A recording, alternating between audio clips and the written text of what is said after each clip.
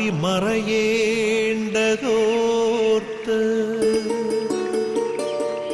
ചന്ദ്രനക്ഷത്രാദികൾ വിതുമ്പുമ്പോൾ മാറ്റമില്ലാതെങ്ങും വിരാജിക്കും ദൈവമേ, അങ്ങയെ വാഴ്ത്തുന്നു ഞങ്ങൾ. ഉദിച്ചെങ്ങും പ്രഭതൂകും പാരിലെ സൂര്യരശ്മിയേക്കാൾ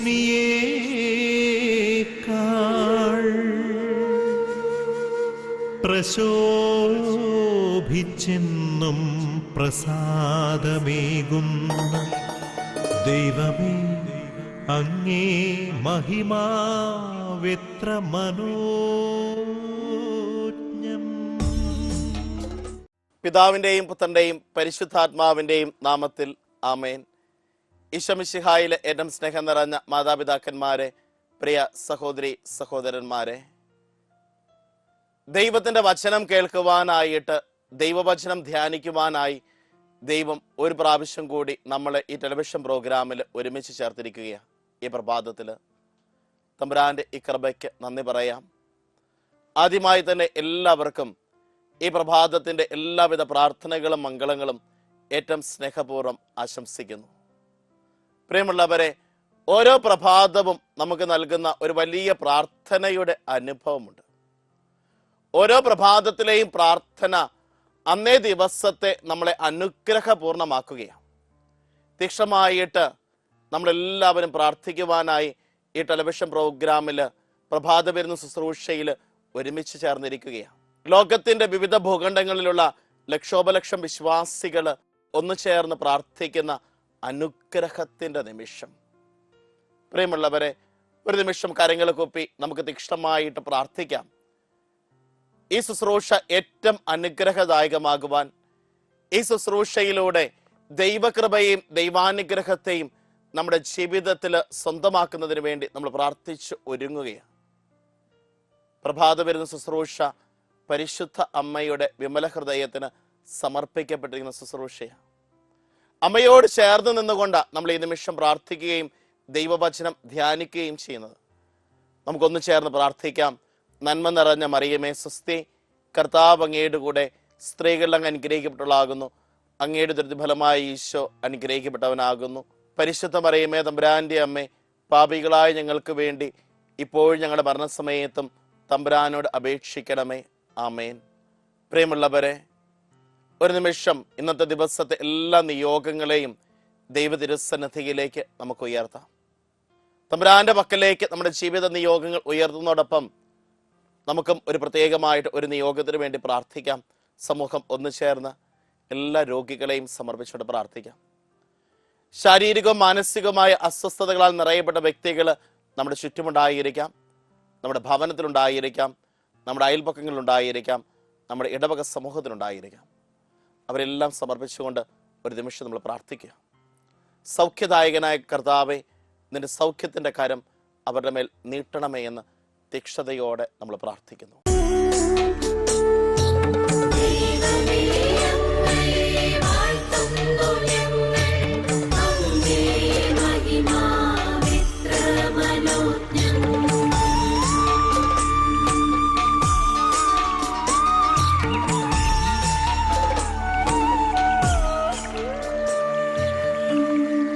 വൃക്ഷലതാദികൾ കുളിർക്കാട്ടിൽ കുളിർമ കൊള്ളുന്ന പോൽ ദൈവമേ, നിൻ ആർദ്രമാമനുകമ്പയാൽ നിൻ ജനം കുളിർന്നേടട്ടെ. തൂമഞ്ഞിൽ വിടരും പുഷ്പസുഗന്ധമെത്രയോ ഹൃദ്യം, പരിമളത്തിനുറവയാം നറുസൗരഭ്യമാകട്ടെ ഞങ്ങളുമീ മണ്ണിൽ.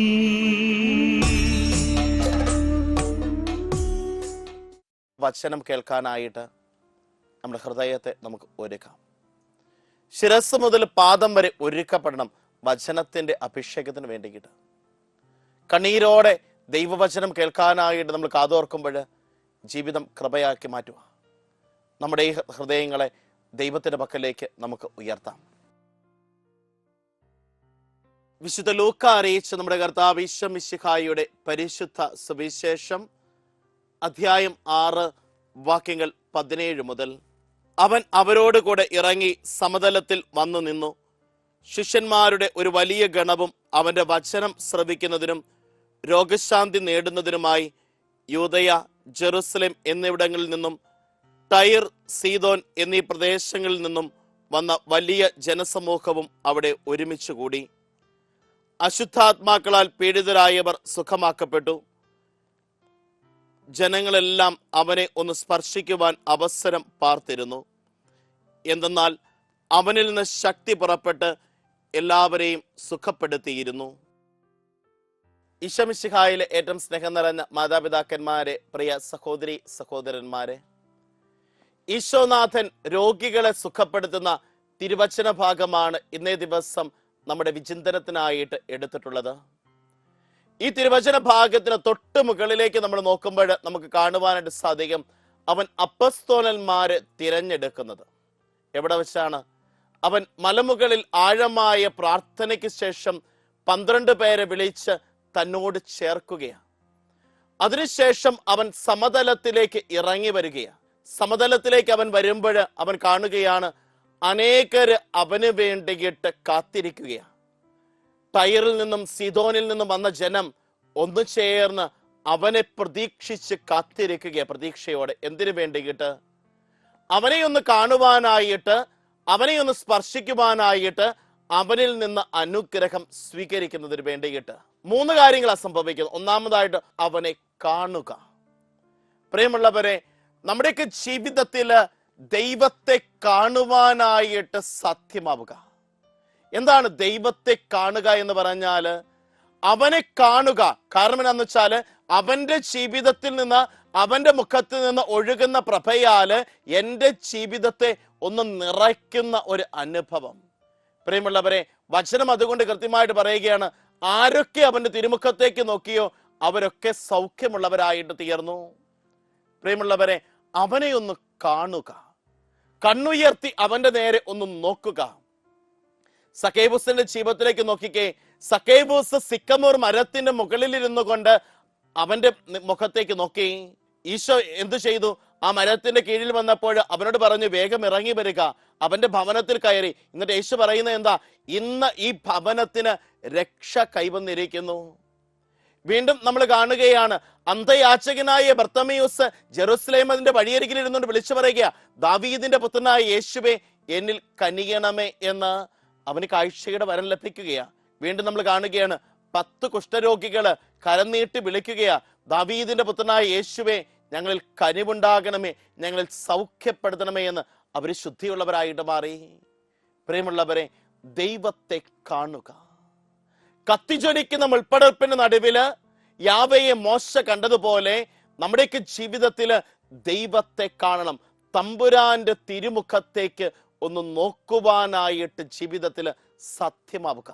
ഇന്ന് പലപ്പോഴും മനുഷ്യന്റെ ജീവിതത്തില് ദൈവത്തിന്റെ മുഖത്തേക്ക് ഒന്ന് കണ്ണുകൾ ഉയർത്തി നോക്കാനായിട്ട് അവന് പറ്റുന്നില്ല.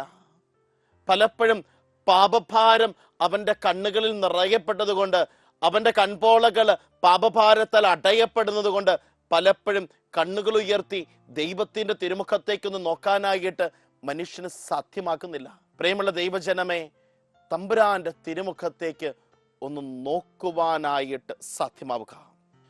തമ്പുരാന്റെ തിരുമുഖത്തേക്ക് ഒന്ന് നോക്കുവാനായിട്ട് നമുക്ക് സാധ്യമാക്കണം.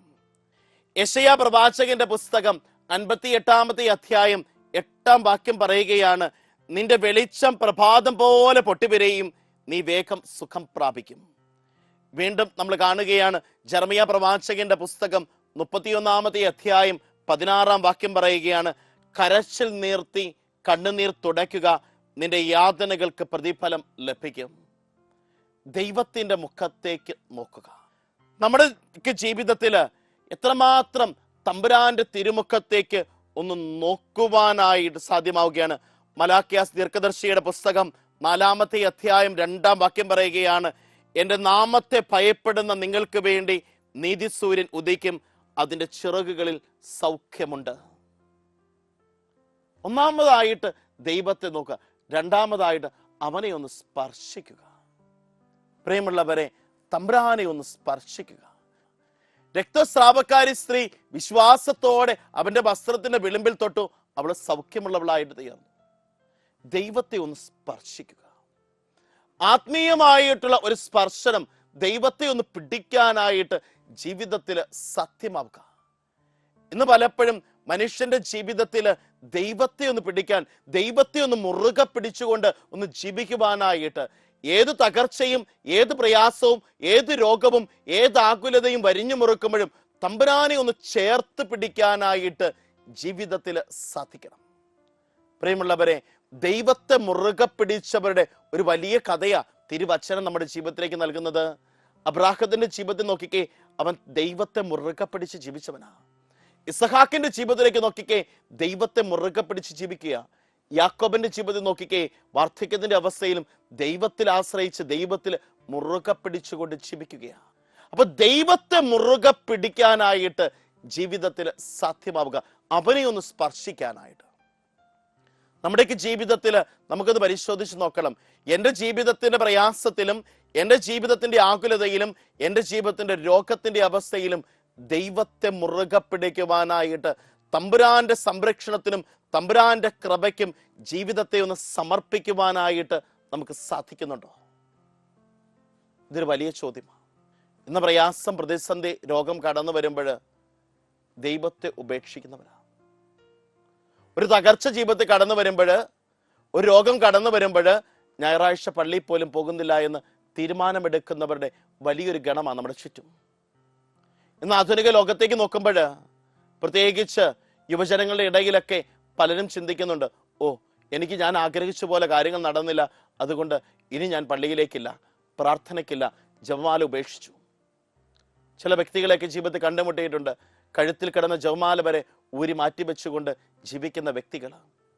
പ്രിയമുള്ളവരെ, ഏതൊരു പ്രയാസം, പ്രതിസന്ധി നിന്റെ ജീവിതത്തിൽ കൂടുതലായിട്ടുണ്ടാകുന്നു, അപ്പോൾ അത്രമാത്രം ദൈവത്തോട് ചേർന്ന് നിൽക്കുവാനും അവനെ കൂടുതലായിട്ട് മുറുകെ പിടിക്കുവാനും ജീവിതത്തിൽ സാധ്യമാക്കണം. മുറുകെ പിടിക്കുന്നിടത്ത കൃപ ഒഴുകുന്നത്. മുറുകെ പിടിക്കുന്നിടത്ത കൃപ ഒഴുകുന്നത്. മുന്തിരി എത്രമാത്രം പിഴിയുന്നുവോ അപ്പോഴാ നല്ല സത്ത് പുറത്തു വരുന്നത്. നമ്മുടെയും ജീവിതത്തില് വേദനകളാൽ ഞാൻ ഞെരുക്കപ്പെടുമ്പോഴാ എൻ്റെ ദൈവത്തിന്റെ കൃപ ആ ഞെരുക്കത്തിന്റെ മുകളിൽ ഇവിടെ നടക്കാനുള്ള അനുഗ്രഹമായിട്ട് എൻ്റെ ജീവിതത്തിലേക്ക് കടന്നു വരുന്നത്. ഒരു തിരിച്ചറിവ് ജീവിതം ഉണ്ടാകണം.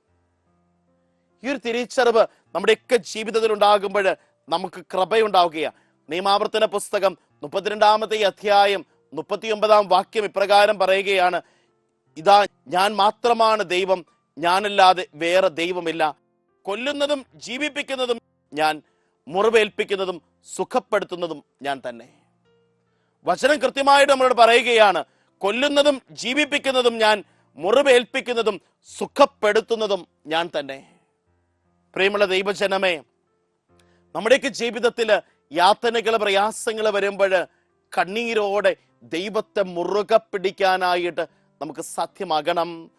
രാജാക്കന്മാരുടെ 2-ാമത്തെ പുസ്തകം 20-ാമത്തെ അധ്യായം 5-ാം വാക്യം പറയുകയാണ്, ഞാൻ നിന്റെ കണ്ണുനീർ കാണുകയും പ്രാർത്ഥന കേൾക്കുകയും ചെയ്തിരിക്കുന്നു, ഞാൻ നിന്നെ സുഖപ്പെടുത്തും.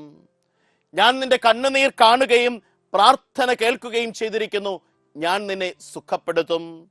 നമ്മുടെയൊക്കെ ജീവിതത്തിൽ ഈ സുഖപ്പെടുത്തുന്ന ദൈവത്തെ ഒന്ന് മുറുകെ പിടിക്കാനായിട്ട് ജീവിതത്തിൽ സാധിക്കണം. പ്രിയമുള്ള ദൈവജനമേ, ഏതാനും മാസങ്ങൾക്ക് മുൻപ് രോഗാവസ്ഥയിലുണ്ടായിരുന്ന ഒരു സഹോദരിയെ സന്ദർശിക്കുവാനായിട്ട് ദൈവം അനുവദിച്ചു. ഈ രോഗത്തിന്റെ പീഡയുടെ നടുവിൽ നിൽക്കുമ്പോഴും വളരെ സന്തോഷത്തോടു കൂടി അവർ പറയുകയാണ്, ദൈവം എൻ്റെ ജീവിതത്തിൽ ഇടപെടും, ദൈവം എൻ്റെ ജീവിതത്തിൽ ഇടപെടും. ഞാൻ ആ വ്യക്തിയോട് ചോദിച്ചു, എപ്രകാരത്തിൽ ഒരു ഇടപെടലാണ് നിങ്ങൾ പ്രതീക്ഷിക്കുന്നത്? ഡോക്ടർമാർ പറഞ്ഞു, ഇനി വലിയ പ്രതീക്ഷകൾ ഒന്നും ഇല്ല. ആ വ്യക്തി എന്നോട് പറയുകയാണ്, ആ സഹോദരി എന്നോട് പറഞ്ഞു വെച്ചു, ദൈവം എന്റെ ജീവിതത്തിൽ ഇടപെടുന്നത് സൗഖ്യമായിട്ട് മാത്രമല്ല അച്ഛാ, മറിച്ച് എന്റെ ജീവിതത്തിൽ ഞാൻ ചെയ്യേണ്ട ഉത്തരവാദിത്തങ്ങളെല്ലാം അവൻ മുൻപോട്ട് വന്ന് ചെയ്ത് ദൈവം ഇടപെടും. പ്രിയമുള്ളവരെ, ദൈവത്തിന്റെ ഇടപെടൽ അവിടെ കാണുവാനായിട്ട് സാധിക്കുകയാണ്. ആ സഹോദരി ഇന്ന് ഈ ലോകത്തില്ല, പക്ഷേ ദൈവത്തിന്റെ വലിയൊരു ഇടപെടൽ ആ വ്യക്തിയുടെ ജീവിതത്തിൽ കാണാനായിട്ട് സാധിച്ചു. 2 പെൺമക്കളുടെയും വിവാഹം, 6 മാസത്തിനുള്ള 2 പേരുടെയും വിവാഹം കാണുവാനായിട്ട് ആ സഹോദരിക്ക് ദൈവം കൃപ കൊടുത്തു. മകന് ഒരു ഗവൺമെന്റ് ജോലിയുടെ ഓർഡർ കാണാനായിട്ട് ദൈവം ആ വ്യക്തിക്ക് ഇട കൊടുത്തു. 6 മാസത്തിനുള്ളിൽ അന്ന് വരെ സംഭവിക്കാത്തതിലും വലിയ കൃപയുടെ അനുഗ്രഹങ്ങൾ ആ വ്യക്തിയുടെ ജീവിതത്തിലായിരിക്കുവാനും സമാധാനത്തോടു കൂടെ ദൈവത്തിന്റെ പക്കലേക്ക് തിരിച്ചു പോകുവാനും ദൈവം അനുവദിച്ച ഒരനുഭവം നമ്മുടെയൊക്കെ ജീവിതത്തിലും തമ്പുരാൻ ഇടപെടും. അവനെ ഒന്ന് മുറുകെ പിടിക്കാനായിട്ട് നമുക്ക് സാധ്യമാക്കണം. മൂന്നാമതായിട്ട് അവന്റെ സൗഖ്യത്തിന് വേണ്ടിയിട്ടുള്ള ജനത്തിന്റെ നിലവിളി. പ്രിയമുള്ളവരെ, ഒന്നാമതായിട്ട് അവനെ കണ്ടു, രണ്ടാമതായിട്ട് അവനെ സ്പർശിച്ചു, മൂന്നാമതായിട്ട് അവന്റെ സൗഖ്യത്തിന് വേണ്ടിയുള്ള ഒരു നിലവിളി ഉയരുകയാണ്. നമ്മുടെയൊക്കെ ജീവിതത്തിൽ നമുക്കൊന്ന് പരിശോധിക്കണം, ദൈവത്തിന്റെ പക്കൽ നിലവിളിക്കാനായിട്ട് നമ്മൾ മറന്നു പോകുന്നവരാണോ? നമ്മുടെ വ്യക്തിപരമായ നിയോഗങ്ങൾക്ക് വേണ്ടി മാത്രമല്ല, നമ്മുടെ കുടുംബത്തിന്റെ നിയോഗങ്ങൾക്ക് വേണ്ടി, നമ്മുടെ അയൽക്കാരുടെയും സുഹൃത്തുക്കളുടെയും നിയോഗത്തിന് വേണ്ടി, നമ്മുടെ ഇടവക സമൂഹത്തിന്റെ നിയോഗങ്ങൾക്ക് വേണ്ടിയിട്ട് ദൈവത്തിന്റെ പക്കൽ ഒന്ന് നിലവിളിക്കാനായിട്ട് നമുക്ക് സാധിക്കുന്നുണ്ടോ?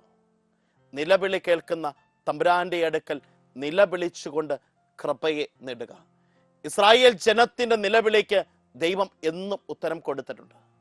പുതിയ ഇസ്രായേലിന്റെ നിലവിളിക്ക് ദൈവം എന്നും ഉത്തരങ്ങൾ കൊടുത്തിട്ടുണ്ട്. പലപ്പോഴും ധ്യാനത്തിനൊക്കെ ചെല്ലുമ്പോൾ കാണാനായിട്ട് സാധിക്കും, ദിവികാരനം എഴുന്നള്ളിച്ചു വെക്കുന്ന സമയത്ത് ജനം കരമുയർത്തി നിലവിളിക്കുമ്പോഴാ അത്ഭുതങ്ങളും രോഗശാന്തികളും സൗഖ്യങ്ങളും സംഭവിക്കുന്നത്. നിലവിളി കേൾക്കുന്ന ദൈവത്തിന്റെ പക്കല് നിലവിളിക്കുവാനായിട്ട് നമുക്ക് സാധിക്കണം. മത്തായിയുടെ സുവിശേഷം 8-ാമത്തെ അധ്യായം 17-ാമത്തെ വാക്യം ഇപ്രകാരം പറയുകയാണ്, അവൻ നമ്മുടെ ബലഹീനതകൾ ഏറ്റെടുക്കുകയും രോഗങ്ങൾ വഹിക്കുകയും ചെയ്തു. വീണ്ടും ലൂക്കായുടെ സുവിശേഷം 8-ാമത്തെ അധ്യായം 50-ാം വാക്യം പറയുകയാണ്, ഭയപ്പെടേണ്ട, വിശ്വസിക്കുക മാത്രം ചെയ്യുക, അവൾ സൗഖ്യം പ്രാപിക്കും. ഭയപ്പെടേണ്ട, വിശ്വസിക്കുക മാത്രം ചെയ്യുക, അവൾ സൗഖ്യം പ്രാപിക്കും. പ്രിയമുള്ള ദൈവജനമേ, നമ്മുടെയൊക്കെ ജീവിതത്തിൽ ഈ സൗഖ്യദായകനായവന്റെ പക്കലേക്ക് ജീവിതത്തെ ഒന്ന് സമർപ്പിക്കുക. സൗഖ്യദായകനായവന്റെ കയ്യിലേക്ക് ജീവിതത്തെ ഒന്ന് പൂർണ്ണമായിട്ട് കൊടുക്കാനായിട്ട് ജീവിതത്തിൽ നമുക്ക് സാധിക്കണം. ദൈവത്തിന്റെ കൃപയാൽ, അനുഗ്രഹത്താൽ നിറയപ്പെടുന്ന ഒരവസ്ഥ, ദൈവാനുഗ്രഹത്തെ ജീവിതത്തിൽ സ്വന്തമാക്കിക്കൊണ്ട് കൃപയുടെ നിറവിൽ ജീവിക്കുവാനായിട്ട് ഓരോ മനുഷ്യർക്കും സാധ്യമാകണം. തമ്പുരാൻ നമ്മളിന്ന് ആവശ്യപ്പെടുക, തമ്പുരാൻ നമ്മളിന്ന് ആവശ്യപ്പെടുകയാണ്, അവനെ ഒന്ന് കാണാനായിട്ട്, അവനെ ഒന്ന് നോക്കാനായിട്ട്, അവനെ ഒന്ന് സ്പർശിക്കുവാനായിട്ട്, അവനിൽ നിന്ന് ഒരു കൃപയെ ഇന്നേ ദിവസം സ്വന്തമാക്കാനായിട്ട് അവൻ നമ്മെ വിളിച്ചിരിക്കുക. വിളിച്ചവൻ വിശ്വസ്തന. വിളി കേട്ട നമുക്കും വിശ്വസ്തയോടുകൂടി ആയിരിക്കുവാനായിട്ട് സാധിക്കണം. ആ ഒരു കൃപയ്ക്ക് വേണ്ടിയിട്ട് തീക്ഷ്ണമായിട്ട് നമുക്ക് പ്രാർത്ഥിക്കാം.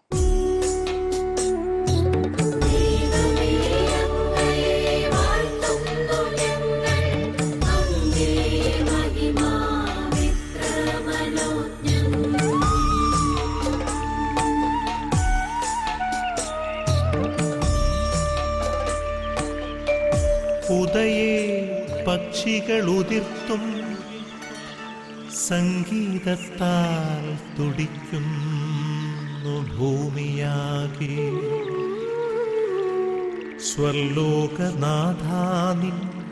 സ്വർഗീയ ഗീതത്താൽ എന്നന്തരംഗം ഉണർന്നീടട്ടെ. ഉഷസ്സിൽ ജീവതുടിപ്പിനാൽ ഇമ്പമായി ധരണിയാകെ. ആബാ പിതാവേ, സ്നേഹാഗ്നിയാൽ ജ്വലിക്കട്ടെ മക്കളാ ഞങ്ങളെല്ലാം.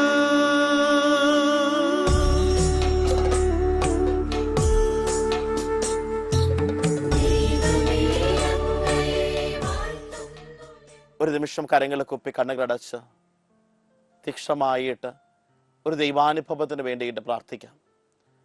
പിതാവും പുത്രനും പരിശുദ്ധാത്മാവുമായ ത്രിത്വൈക ദൈവമേ, നിന്റെ സന്നിധിയിലേക്ക് ഞങ്ങളുടെ ഇന്നത്തെ ദിവസത്തെയും ജീവിതത്തെയും പൂർണ്ണമായിട്ട് സമർപ്പിക്കുന്നു. ഏറ്റെടുത്ത് ആശീർവദിച്ച് വിശുദ്ധീകരിച്ച് കൃപയാൽ അനുഗ്രഹത്താൽ ഞങ്ങളെ നിറയ്ക്കണമേ. നിന്റെ അനുഗ്രഹത്തിന്റെ തികവ് ഞങ്ങൾക്ക് ഓരോരുത്തർക്കും നൽകണമേ.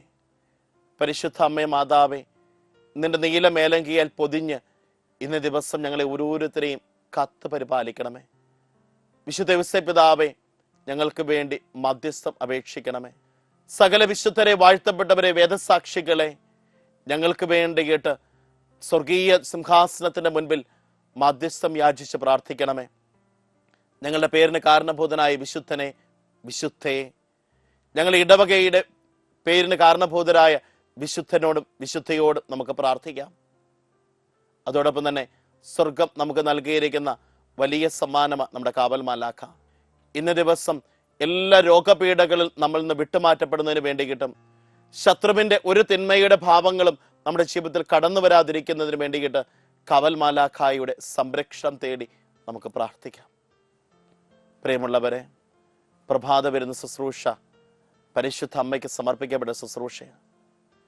ഇത് ശുശ്രൂഷയ്ക്ക് വേണ്ടിയിട്ട് ഡിവൈൻ ധ്യാന കേന്ദ്രത്തിൽ മരിയൻ കൂടാരത്തിലിരുന്ന് പ്രാർത്ഥിക്കുന്ന അനേകം മക്കളുണ്ട്.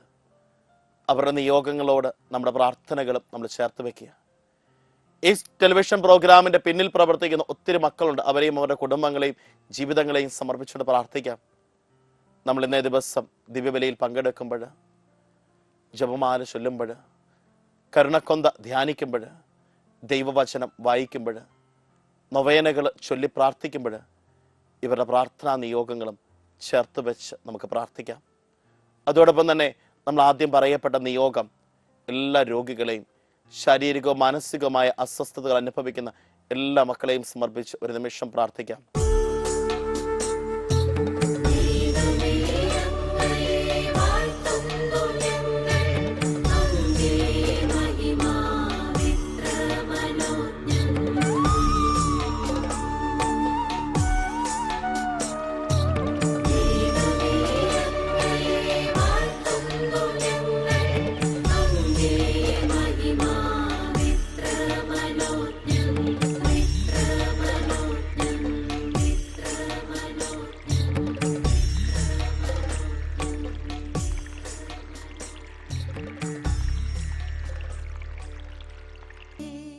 പരിശുദ്ധ കത്തോലിക്ക സഭയുടെ ശ്ലൈഹിക പാരമ്പര്യത്തോട് ചേർന്ന് ആശീർവാദം സ്വീകരിക്കുമ്പോൾ എല്ലാ രോഗപീഠകളും വിട്ടുമാറ്റപ്പെടുന്നതിന് വേണ്ടിയിട്ട്, എല്ലാ തിന്മയുടെ ശത്രുക്കളും അകന്നു മാറുന്നതിന് വേണ്ടി, എല്ലാ ബന്ധനങ്ങളുടെയും കെട്ടുകൾ അഴിയുന്നതിന് വേണ്ടി തീക്ഷ്ണമായിട്ട് നമുക്ക് പ്രാർത്ഥിക്കാം.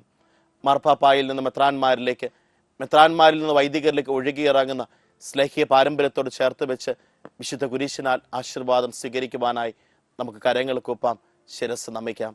നമ്മുടെ കർത്താവ് ഈശോ മിശിഹായുടെ കൃപയും പിതാവായ ദൈവത്തിന്റെ സ്നേഹവും പരിശുദ്ധാത്മാവിന്റെ സഹവാസവും നാം എല്ലാവരുടെയും കൂടെ ഉണ്ടായിരിക്കട്ടെ, ഇപ്പോഴും എപ്പോഴും എന്നേക്കും. ആമേൻ. ഈശോ മിശിഹായിൽ ഏറ്റവും സ്നേഹം നിറഞ്ഞവരെ, എല്ലാവർക്കും ദൈവകൃപയുടെ, ദൈവാനുഗ്രഹത്തിന്റെ ഒരു ദിവസം ആശംസിക്കുന്നു. ദൈവം നിങ്ങളെ അനുഗ്രഹിക്കട്ടെ. ആമേൻ.